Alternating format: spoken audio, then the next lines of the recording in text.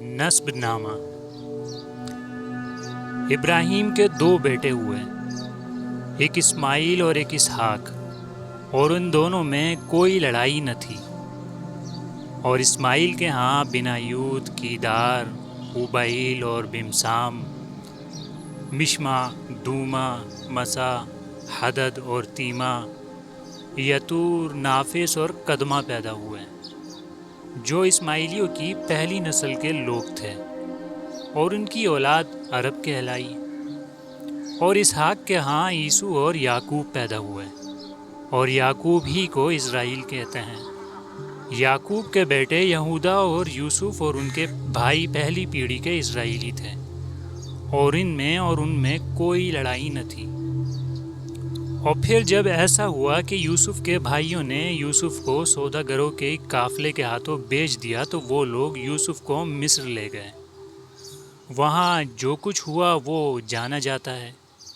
और ऐसा हुआ कि मिस्र में यूसुफ को बड़ी इज़्ज़त मिली, और फिर इज़राइल का घराना मिस्र ही में आ रहा, और वहाँ खूब फला फूला। और जब अरबों ने ये सुना कि उनके दादा का घराना मिस्र में फल फूल रहा है, तो उनमें से भी बहुत से मिस्र में आकर रहने लगे, और ये दोनों मिलकर बहुत हो गए, और ये सब के सब वहाँ बहुत अच्छे थे। इस वक्त भी इनमें कोई लड़ाई न थी। फिर मिस्र में हकसूस बादशाह की हुकूमत हुई। इस वक्त भी इस्राएलियों की इज़्ज़त और दौलत बढ़ोतरी पर रही, इसलिए कि हकसूस अरब थे और इन्हीं की नस्ल से थे। इस पर मिस्री इनसे जलने लगे, और इज़राइलियों पर इनका गुस्सा बहुत हुआ। आखिर मिस्रियों ने हकसूस को मिस्र से निकाल दिया और ख़ुद हुकूमत करने लगे। अब इस्राएलियों और उनके साथ अरबों का वहाँ रहना दुश्वार हो गया। इस वक्त मूसा इज़राइली घराने के सबसे बड़े नामवर बेटे थे। मूसा ने देखा कि मेरे लोग बड़ी सख्तियाँ झेल रहे हैं, सो उन्होंने अपने लोगों को समेटा और इन्हें मिस्रियों से छुटकारा दिलाकर अरब की सरजमीन की तरफ ले चले। कहते हैं कि अरबों को भी वहाँ से हिजरत करना पड़ी कि मिस्री इन दोनों ही से नफ़रत करते थे।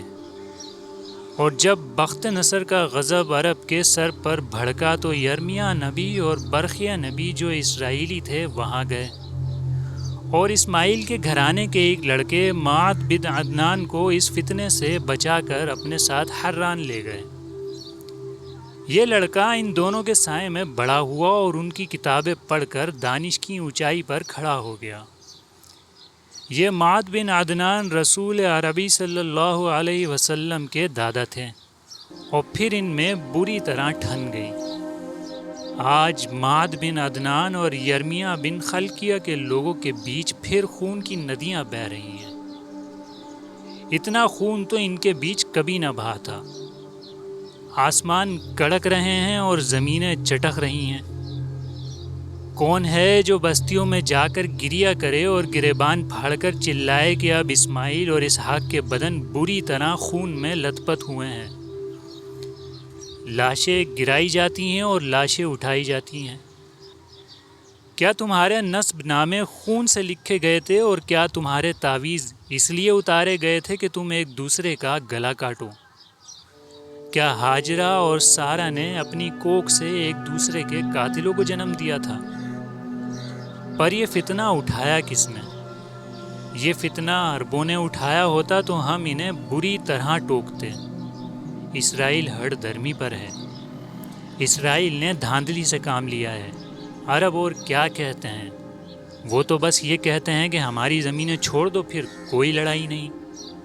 ये तमाशा ही तो है कि जो थोड़े हैं वो छीनने वाले हैं, और जो बहुत हैं वो छिनवाने वाले हैं। मैं जिस शहर में बैठा हुआ हूँ, इस एक शहर की आबादी भी इस्राइल से ज़्यादा है। एक तरफ 29 लाख इस्राइली हैं जिनकी ज़मीन तंग है, और दूसरी तरफ करोड़ों अरब हैं जो कई मुल्कों में फैले हुए हैं। जब कोई सोचने वाला सोचता है तो उसे दुख भी होता है और झोंझल भी चढ़ती है। इतना छोटा गिरोह और इतना झगड़ालू, जो ये सोचकर शायद बहुत खुश होता है कि अरबों के इतने बड़े झमघट इसे अपने लिए ख़तरा समझते हैं, اور دنیا سے اس بات کی داد لے رہے ہیں کہ اب کے عرب اسرائیلیوں کے مقابلے میں جم کر لڑ رہا ہے۔ میں کہتا ہوں کہ اگر اسرائیل نے عربوں کا حق نہ چھینا ہوتا اور اسی طرح عرب کی کئی قوموں کے مقابلے میں اکیلے لڑ رہے ہوتے جیسے اب لڑ رہے ہیں، اور لڑائی کو اتنے ہی دن گزر گئے ہوتے جتنے دن اب گزر چکے ہیں، اور چاہے وہ کھلم کھلا ہار ہی رہے ہوتے، تو تب بھی دنیا یکبارگی یہ پکار اٹھتی کہ لو، وادی سینا میں ایک اور معجزہ دکھایا گیا۔ پھر اب کیا ہوگا؟ اب یہ ہوگا کہ اگر تم پورے عرب کو فتح کر لو تب بھی تمہیں برے نام سے پکارا جائے گا، اور اگر ہار جاؤ تو پھر بری طرح دھتکارا جائے گا۔ عالمی ڈائجسٹ، نومبر 1973۔